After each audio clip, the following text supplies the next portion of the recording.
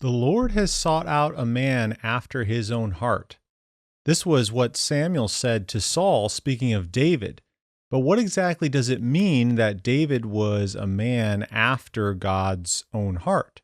There are a variety of interpretations on this, and I think the most popular interpretation is that David possesses a heart just like God. But if that is true, why is it that David could commit murder and adultery?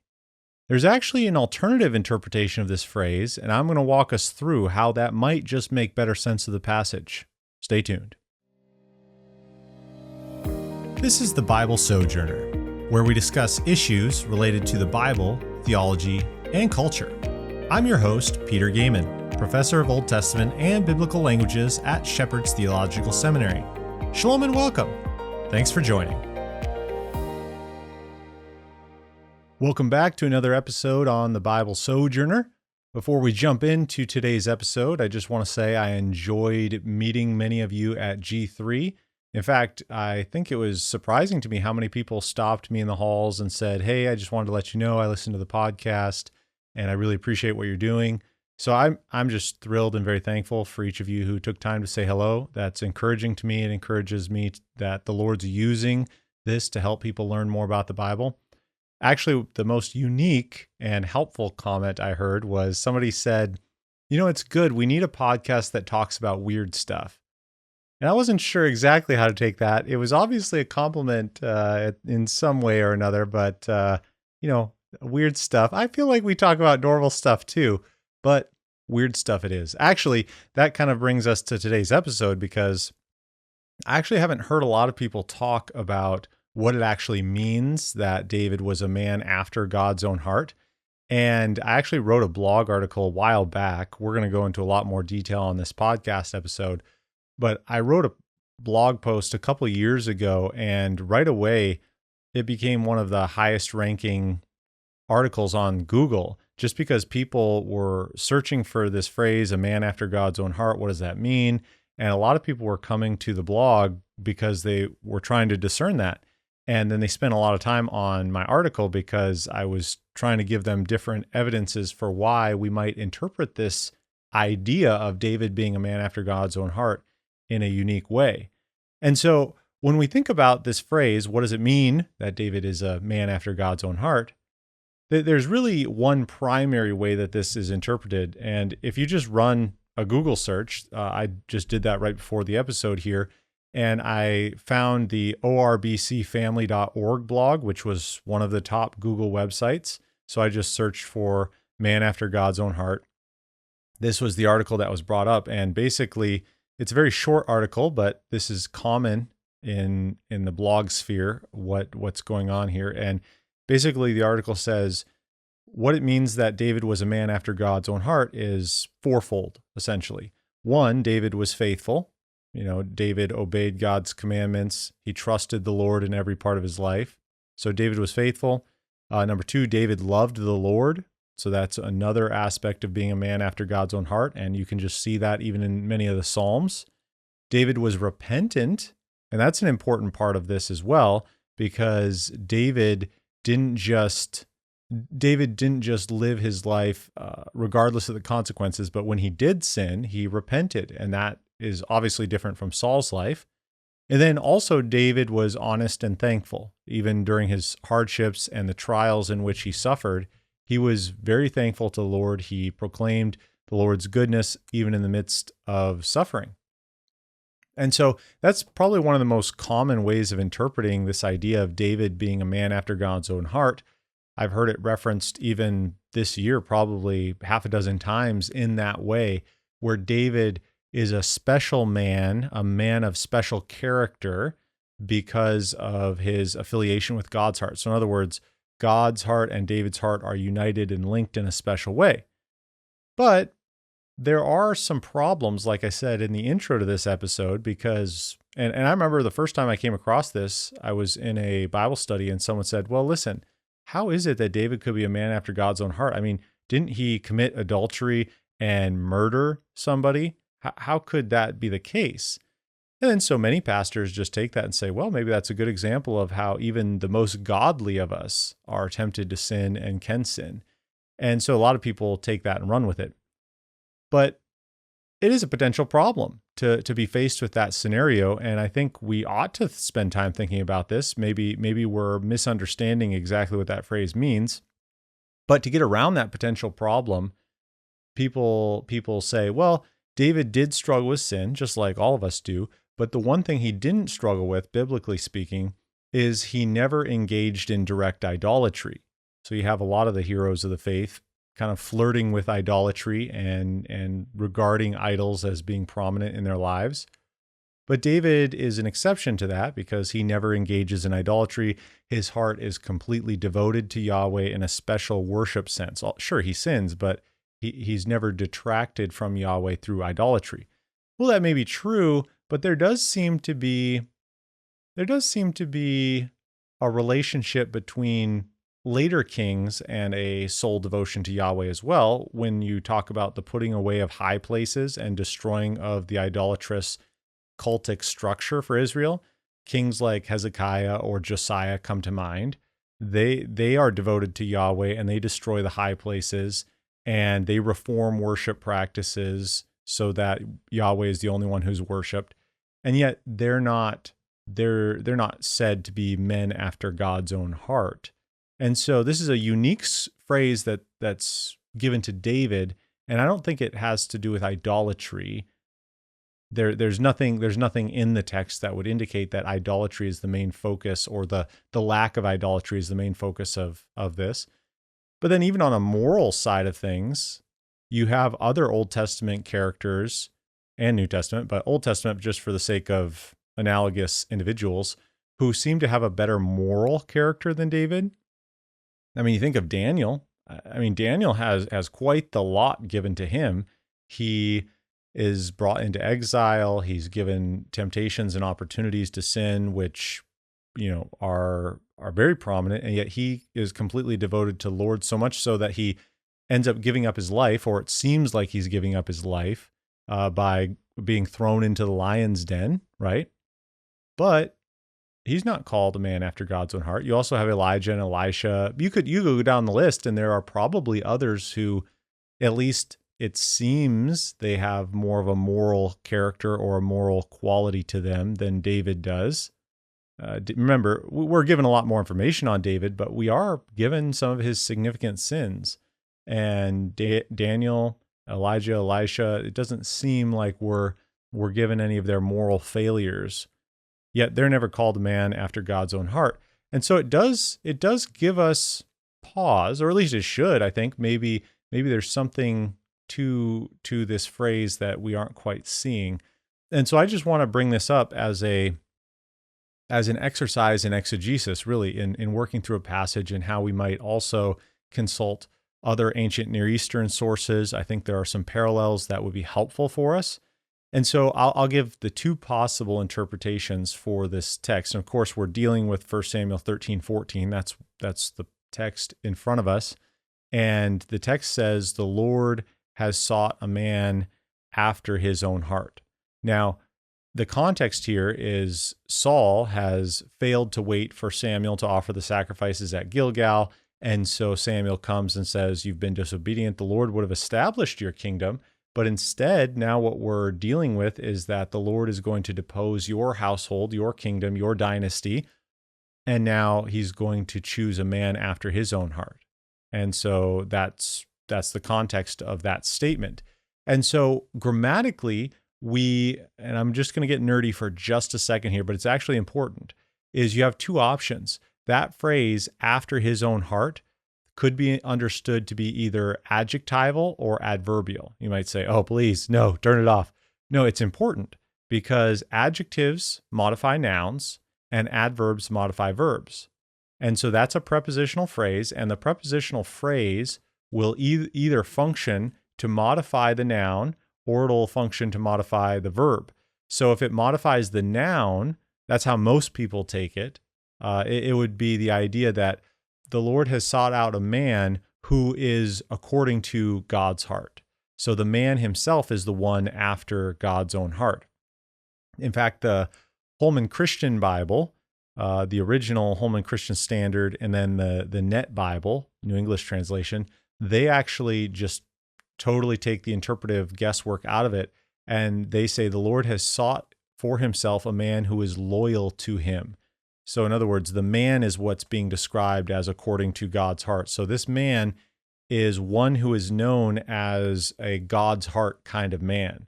So it is a after God's heart kind of man is if it was an adjective or functioning like an adjective, it's modifying the word for man. Okay, so that's possible grammatically.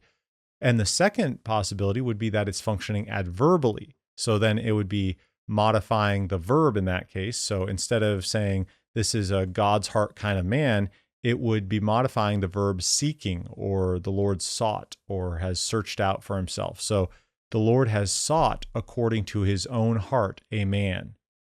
So in other words, the prepositional phrase there is functioning like an adverb answering the question, how has God sought out or selected a man? Well, the Lord has chosen a man according to his own heart. In other words, God, according to his own desires and his own heart, has sought for a man. So if you see the difference there, it's modifying the verb, saying how that verb is being done, how the Lord is making the selection is in accordance with how he wants to make that selection. Okay, so both are grammatically possible. The first one, functioning adjectively, would be an emphasis on what kind of man is being selected. The second one would be in how that selection is being made. Okay, both are grammatically possible, but I think the second option, adverbial, so in other words, it's talking about the kind of selection God is making, that is most likely if you consider three areas of evidence. All right, so this is how we're going to look at it. We're going to look at it grammatically, looking at some of the Hebrew grammar, and then we're also going to look at ancient Near Eastern parallels in the Akkadian language. Don't worry, I won't quote Akkadian, but I'll just make reference to it. And then we'll also look at just the broader context of 1 Samuel, because you want all those spheres of evidence to be able to back up what you're saying. And at the end of that, what I hope to convince you of is that when God says he is going to choose a man or seek a man after his own heart, what it's saying is that God is picking somebody, picking a king in accordance with how he wants to make that decision, not in accordance with what the people desire or anything like that. And so let's jump into some of this evidence. So Hebrew grammar wise, and I'll put a link to two articles that I'm dependent on for this. There's an article that was written in the Bulletin for Biblical Research in 2014 by Jason DeRouchie, and he did a great job just kind of laying out the grammatical options and giving some of these parallel texts. I think that article is great. There's another article written by George Athas in 2013 in the Evangelical Journal on the Study of Old Testament. And he does a great job laying out the Akkadian parallels with other ancient Near Eastern literature. So I'll put links to, or at least citations to those articles, and you can, if you want more information, you can search those out, but I'll summarize them for you in this episode so you can listen to it or watch it and have some benefit. So one of the things that DeRouchie points out is that you have some very helpful biblical examples in Psalms and even later on in 2 Samuel, where there are phrases that function adverbially that have very important grammatical parallels. So one is Psalm 20, verse 4, or verse 5 if you're reading Hebrew. But there, the English says, "May he," that's God, "grant you your heart's desire." Now, that's a very Anglicized version of the Hebrew text, because the Hebrew just reads, "May he give to you according to your heart." Okay, so may he give to you according to your heart. But what does that mean? Well, it means what the English says, "May he grant you your heart's desire." But really, it's saying, may he give something to you, may he give to you, and then the modifying phrase, the preposition, "according to your heart," is what's modifying the verb. So that's a easy example. Everyone agrees that according to your heart is, or after your heart, it's the same phrase in Hebrew. After your heart or according to your heart would be the same word and phrase in Hebrew. We just, whatever sounds better in English, we translate it that way. And so after your heart, may he grant to you after your heart is how Psalm 20 verse 4 would be stated. And there, unambiguously, the prepositional phrase is modifying the verb there. It's describing how that granting is to take place. Okay, so very clear language and parallel there. No other option actually, because there is no object there. So there is no other option other than that the prepositional phrase has to modify the verb there. Now, similarly, but perhaps even more powerfully, 2 Samuel 7:21 gives a parallel. And 2 Samuel 7:21 says, "Because of your promise and according to your own heart, you have brought about all this greatness." Now, what's important about this verse is the two phrases, "because of your promise" and "according to your own heart," are prepositional phrases or modifiers. And the "according to your own heart" clearly modifies "you have done or brought about all this greatness." And in context, that is actually a reference to the Davidic covenant, to God's promise to David and bringing about the revelation that David is going to be established as a dynasty, and God had brought him from being a shepherd boy to being a king.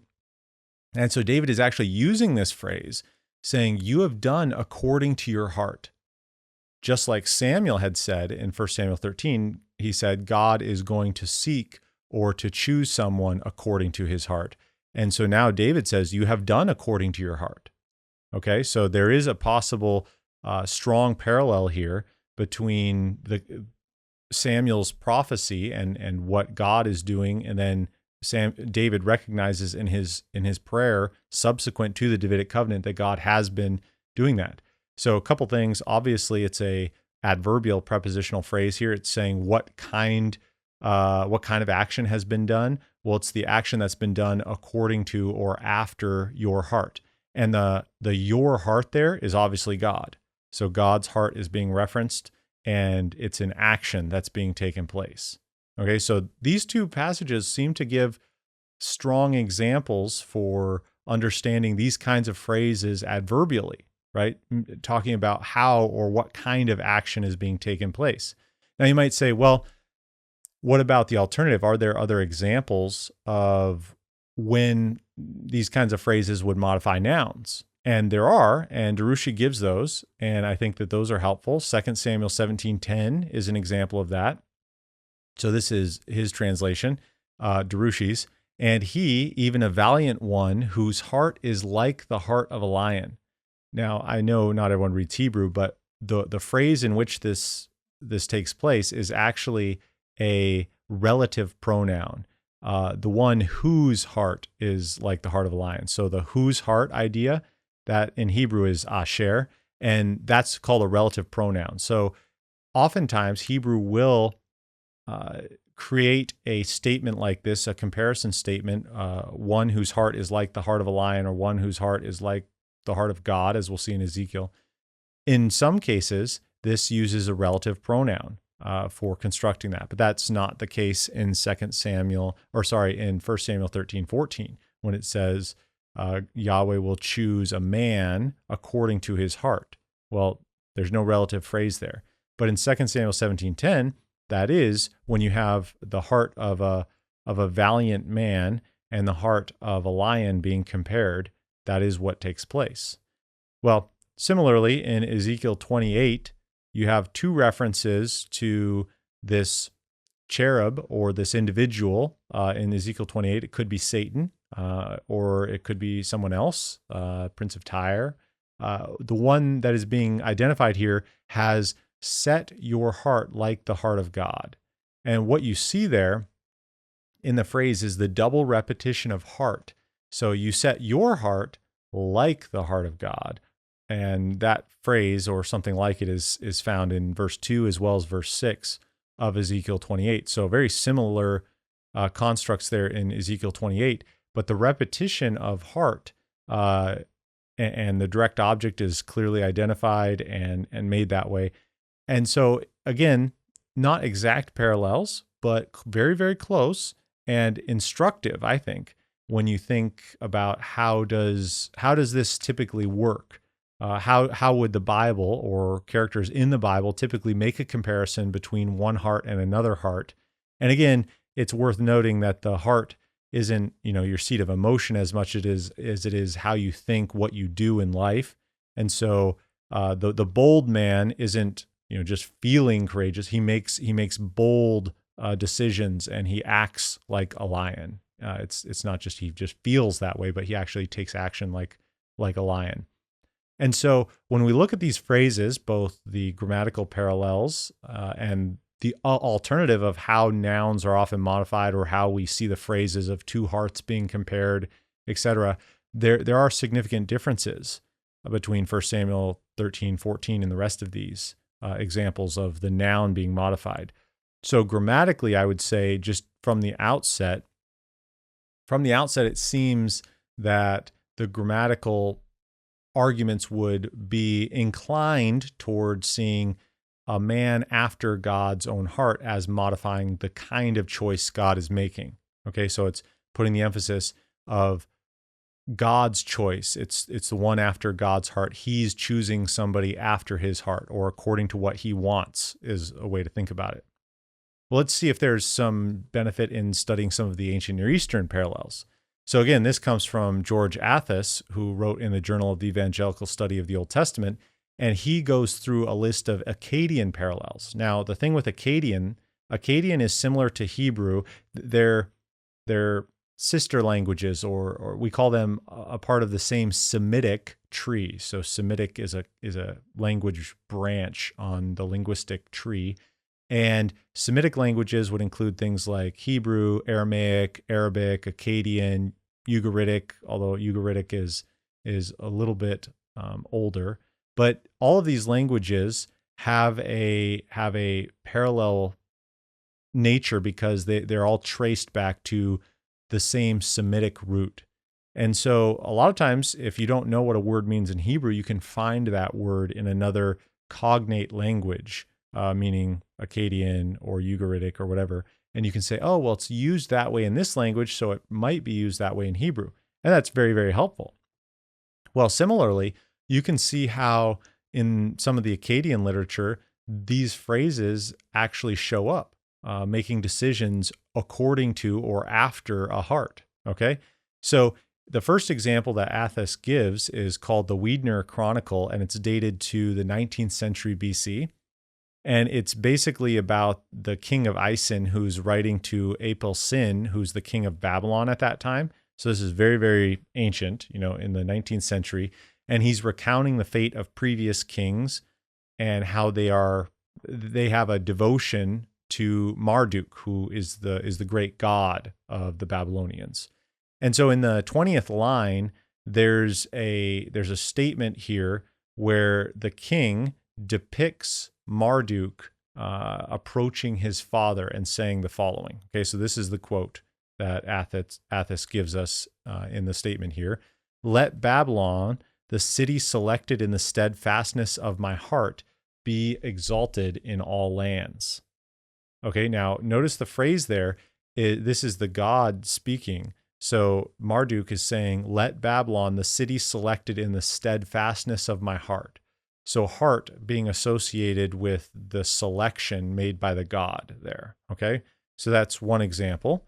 And then in the second example, this is a monolith inscription from Kirk, and this is related to Shalmaneser III.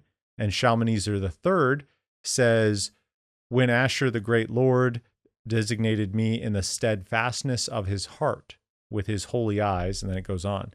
So again, another selection being made by Asher here and designated in the steadfastness of his heart.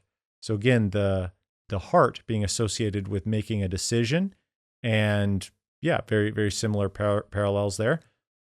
Third example, East India House inscription. So this is from column 5, lines 21 through 22. You have Nebuchadnezzar II describing himself in reference to Marduk. So again, Marduk being referenced here. And so Nebuchadnezzar II says, I am his eldest son, the chosen of his heart. So again, the heart being the seat of selection for the king. So basically the point in giving these examples, and I just have a couple more here, the point in giving these examples is that in the ancient Near Eastern literature here, the Akkadian literature, as we're looking through this, the selection of a king by a deity is often made reference to through parallelism of the heart making that selection, okay? Making the selection in the steadfastness of his heart or chosen of his heart. This seems to be pretty common. Fourth example in the Babylonian Chronicle, Tablet 5, lines 11 through 13, we are told after, in the initial lines, we're told that Nebuchadnezzar laid siege to Jerusalem. So again, there's a parallel here with what the Bible talks about, but the Babylonian records also mention it. You have Nebuchadnezzar laying siege to Jerusalem, which they call the city of Judah. They capture it. They depose Jehoiachin, and this takes place in 598 or 597 BC. And then they put their own king in place, Zedekiah. And in line 13, it says, he appointed therein a king of his own heart. Okay, so this is talking about Nebuchadnezzar. So Nebuchadnezzar appointed therein a king of his own heart. So very similar language there. Now, again, it's Akkadian, not Hebrew, but it uses the same themes and ideas. And so we need to recognize that this does seem to be a very common perception in the ancient Near East here. Last one we'll look at, and this one's kind of a lively example in and of itself. It's taken from a Babylonian liver omen text. So Babylonians were very, very much in line with interpreting dreams and omens and all of those things. And so what the Babylonians did was, in this text for interpreting these omens, they basically said, if you find a groove in the liver, which they called a presence, then this is what it means, okay? So in this text, it says, if the presence is turned upside down, Enlil will install a king of his own heart. Okay, so again, if the presence is turned upside down, Enlil will install a king of his own heart. So again, another example from the ancient Near East here. This is a Babylonian liver omen. So if you want to find out how to interpret an omen through the investigation of a liver, this is the text you would turn to. And what we read, though, is that it's telling what this means. And if you find this certain thing, you know that Enlil will install a king, after his own heart or according to his own heart. And so this is I think instructive as we look at this. These aren't Hebrew texts. They don't necessarily fit exactly grammatically, right? But idea-wise, and with the grammar that we do have there, it does seem to parallel what we find in 1 Samuel 13:14, right? The association of making a selection of a king after or according to the heart of a god. Okay, that's what we're going for here. And so when Yahweh is saying, I will choose a man according to my heart, or Samuel's talking about Yahweh in the third person, he will choose, he will select, he will seek a man according to his heart. That seems to fit very nicely with this ancient Near Eastern parallel that we have. And so I think it's instructive to examine those parallels. Now, I want to make one last push for this argument through an appeal to the broader context of 1 Samuel. Because so far we've looked at the grammar, and I think grammar, check mark, that it's the most likely that this prepositional phrase is functioning adverbally, modifying the verb, okay? Second of all, the ancient Near Eastern parallels in the Akkadian literature gives us insight into the heart of a god being predisposed or involved in the selection of a king. And then finally, looking at the immediate context of the book of Samuel, I think we can have some help in understanding, okay, what's going on here, big picture. And everybody acknowledges that the book of Samuel is basically comparing Saul as a failure of a king and David as the true king that God has chosen, and that also that has godly character. And so this is probably a false caricature to say that David doesn't have godly character, because everywhere does assume that he does. In fact, in 1 Samuel 15, where Saul is rejected as being king, in 1 Samuel 13, his dynasty is rejected because of his failure to obey. And in 1 Samuel 15, Saul himself is rejected by God because of his failure to obey, wiping out the Amalekites. And so you have in 1 Samuel 15:28, Samuel telling Saul, the Lord has torn the kingdom of Israel from you this day and has given it to a neighbor of yours who is better than you. So obviously, David is better than Saul. There's no doubt about that. The text of Samuel, in fact, is regularly comparing the two. I always tell my students that Saul is a foil to David. Where Saul fails, David succeeds. Saul is trying to grasp the kingdom. He's trying to hang on to it. In fact, he tells Jonathan, you need to kill David, otherwise you have no hope of being king. And so Saul's trying to retain the kingship, keep the kingship. And yet David, on the other hand, has an opportunity to grasp the kingdom, and he doesn't. Instead, David actually allows Saul to live. He doesn't put Saul to death twice that he has the opportunity to do so. And he doesn't want to stretch out his hand against the Lord's anointed. And so David is showing himself to be a man of amazing godly character. And that is true. But that is kind of unrelated to 1 Samuel 13:14, because what I would argue is going on there is that God is making a selection saying, I will choose the man that I want to choose. You've had the man you wanted to choose, but I will now choose the man that I want to choose. Now, some of you might say, now, wait a second. Are you saying that Saul is the people's choice, but God is the one who actually selected Saul? But the reality is, and that's true, God did select Saul, but he selected Saul in accordance with the heart of the people, or in accordance with their desire. And you might say, well, how do we know that? Well, actually, you look at the text in 1 Samuel 12:13, when Samuel is describing Saul, he says, now behold, the king whom you have chosen, talking to the people, for whom you have asked.